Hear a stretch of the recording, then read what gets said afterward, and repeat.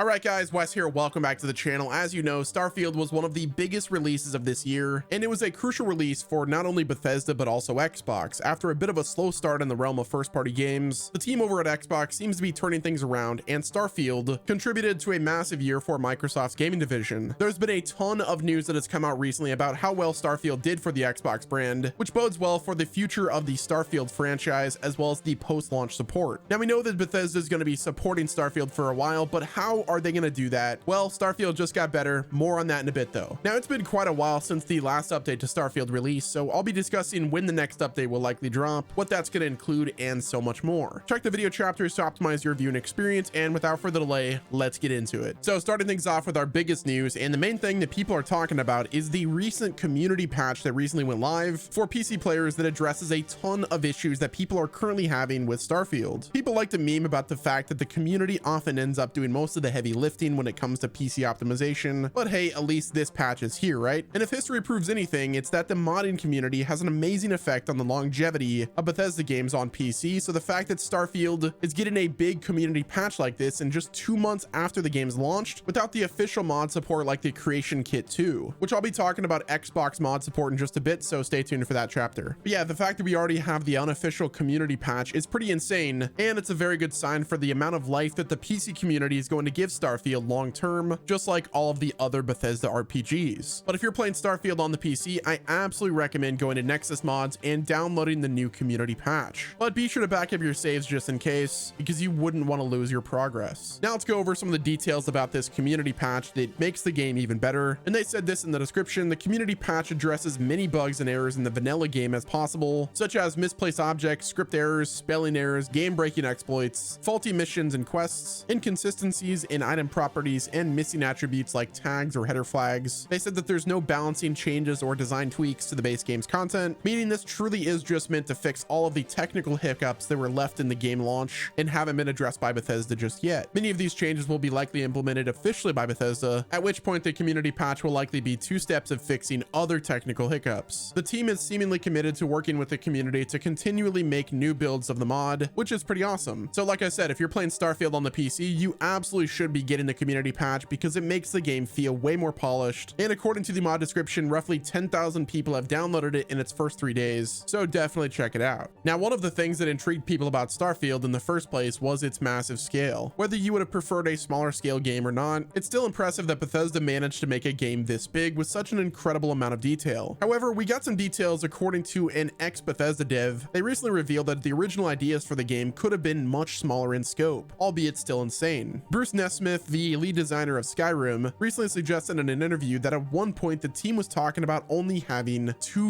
solar systems, but eventually Todd Howard decided he wanted 100. Nesmith also said that the team saw this as an opportunity to go nuts and make a gigantic game with a ridiculous scope, saying people love our big games, so let's go ahead and let him have it. Now the reason I'm bringing this up is this does bring up an interesting debate though. Do you think Starfield would have benefited from a smaller scale? The interview confirms that the idea to procedurally generate planets came as a result of having to crank up the scope of the game, meaning it's possible that the smaller approach would have resulted in more handcrafted content and really just a handcrafted set of solar systems. But then again, I don't think shrinking the game down to a dozen or 24 solar systems would have avoided some level of procedural generation in the design, because that's still a huge game. A smaller scope also means that a lot of Bethesda's appeal, that being exploring the further stars and doing quests while getting immersed in a potentially desolate landscape along the way, simply wouldn't be the same and possibly wouldn't be there at all. I'm hoping future Bethesda RPGs are smaller in scope so we can get more handcrafted experiences like Skyrim and Oblivion, but the more large-scale approach of Starfield definitely made it stand out. I just don't think that the game would hit the same if the scope was reduced so drastically, and ultimately I'm glad they did it that way. Obviously hindsight is always 2020, and it's always going to be really easy to be an armchair game developer, but I absolutely love the scope of Starfield despite the procedural generation and occasional desolate planets. The game just wouldn't be the same without those things. No matter how you feel about the game in its current state, there is likely going to be some kind of patch or official update on the roadmap, because it's actually been quite some time since the last one. It may not feel like it's been almost 3 weeks since the last major update to Starfield, but it has been, so the game is long overdue for another one, and I'm guessing Bethesda is going to want to get something out before the big holiday sales season. As for what that update will contain, my guess is their focus will be on further performance and stability improvements, while the team works on future content as well as the mod support releasing next year, but more on that that in a bit. Now, it's hard to say without an official word from Bethesda when the release date's going to be, because while they did announce some stuff is coming that they're working on, like DLSS support and so much more, they didn't exactly clarify when those new features would be coming in relation to one another. Obviously, we got the FOV slider recently, but I would definitely expect some kind of larger patch or title update to come out within the next week or two, as well as some kind of announcement from Bethesda as to kind of give us an idea of what the team is working on and possibly what we can expect for 2024 and so on. So if you've been waiting for some kind of Starfield update, hang tight because we should be getting something very soon. Now, with 2023 coming to a close, Starfield players' sights are currently set on 2024 for the release of Starfield mods, as well as the Shattered Space DLC that has already been confirmed. Now, as you know, Bethesda confirmed previously that mod support, the Creation Kit 2.0, and the Creation Club store will launch sometime next year, but the question that remains is when will we get that release? Will we see an official roadmap for Starfield in terms of the next updates to follow, as well as DLC, or is it just going to be kind of radio silence while we kind of wait on Bethesda to just do their thing and cook? My guess is that they're going to focus on stability updates and optimization for Starfield, with new feature support like a local map, as well as DLSS and mod support to follow. Either way, I am eagerly awaiting for Bethesda to just give us some news and information about the future of Starfield, because the hype is real. I'd like to keep on playing this game for a while. At its current state, I don't think I'm going to be able to put Skyrim and Fallout type numbers on a game like Starfield without the mods. But lucky for us, the modding community is already thriving, but they're going to be held back until the mod support has officially released. Now, in other Starfield related news, Microsoft recently gave its most recent financial report, which revealed that Q1 of 2024 is the gaming division's highest ever Q1 performance, boasting a huge 9% increase year over year. And how much money was made in Q1 of 2024? $3.9 billion. That is a lot of money for just one quarter. Microsoft attributed the jump in year over year revenue to first party content and Xbox Game Pass, but obviously that's a polite way of saying Starfield gave us a huge boost. Bethesda's latest RPG broke 6 million players in just 24 hours and was reportedly the best-selling game in the United States for the month of September, despite being available on Game Pass. Also in this report was the fact that Xbox hardware sales are down 7% this quarter, which some people took that as bad news, but I don't think this is actually anything to be concerned by. The longer the consoles are out, the less they're going to sell because more and more people already have them. The fact that Xbox hardware dipped 7%, but overall revenue was still up 9% should say a lot about the kind of massive interest there was in Starfield and Game Pass during this quarter. And Microsoft is definitely going to remember that when it comes to marketing their next first-party IP. Moving right along, there has been an update to the Steam page for Starfield, and this is actually in regards to the recent reviews. So right now, Starfield is sitting at all reviews mostly positive, and that is since the release date on September 5th of 2023. But in the last 30 days, the recent reviews have switched over to mixed, and that's 11,672 people that have played. Only 55% out of that 11.6K are positive reviews. What this tells me is that people that are playing Starfield and are playing it for the first time rather in the last 30 days are not having the greatest experience and are leaving pretty negative reviews. So the thing that I'm curious about is how does Bethesda plan on tackling some of those people that have a negative reception over the game? Obviously people have their opinions, but will Bethesda do something to try to tackle that and improve the experience for new players of Bethesda games, or even players of previous Bethesda games that are not really used to the Starfield experience? That's definitely something I'm curious about, to see if they plan on tackling that situation, because I'd hate for this game to go from mostly positive to mixed reception overall. Now, if you're one of the people that had a bad experience on Starfield, what could Bethesda do to make the experience better and more enjoyable for you guys? Let me know down below. Now, it's still too early to say just how much of Starfield's release is going to impact the development of future games like Elder Scrolls 6 and Fallout 5, which, according to Todd Howard, he recently confirmed that those things are on his to-do list. Remember, Starfield was in the works for over a decade, and a number of high-profile Bethesda employees recently announced their departure from the studio, so the next major Bethesda game is going to have a ton of new names in the credits, and obviously after you work on a game for a decade, you're bound to have new techniques and ideas for the future. Starfield was one of the biggest RPG launches ever, and Bethesda is surely going to have to try to one-up it with their next game, but does that mean Elder Scrolls 6 is also going to have a gigantic scope and potentially contain procedurally generated chunks of the map, or is it going to be something a bit more old school Bethesda, something like Fallout 3 or Skyrim? As great as Starfield was, in my opinion, there's no denying that a lot of people were hoping for something more akin to the Bethesda RPGs of the Xbox 360 era, and I totally get that. Hopefully Bethesda understands that, and I'm sure after Starfield, they're eager to work on something a little smaller scale. So if you were worried that Elder Scrolls 6 was going to suddenly take place across an entire continent or something like that, I think you're going to be okay when the game finally drops in 2030. 2035. I have a feeling that Starfield is going to continue to be one of the most talked about games in the Xbox ecosystem, and it's certainly going to be a game that gets brought up a lot in comparisons for the next few years, especially as Star Citizen eventually comes out. But if the enthusiasm of the modding community is anything to go off of, I don't think Starfield is going to go away anytime soon, and I can't wait to see what Bethesda does with the official updates and what the modding community does once they've had a few months of practice. But let me know what your guys' thoughts are on the state of Starfield. Did the game get even better with that Starfield community patch? I personally thought it did. Let me know down in the comment section what your thoughts are. Subscribe to the channel with your notifications turned on if you enjoyed my coverage of Starfield, and so you don't miss out on any future updates. And until next time, this has been Wes, and I'll talk to you guys in the next video.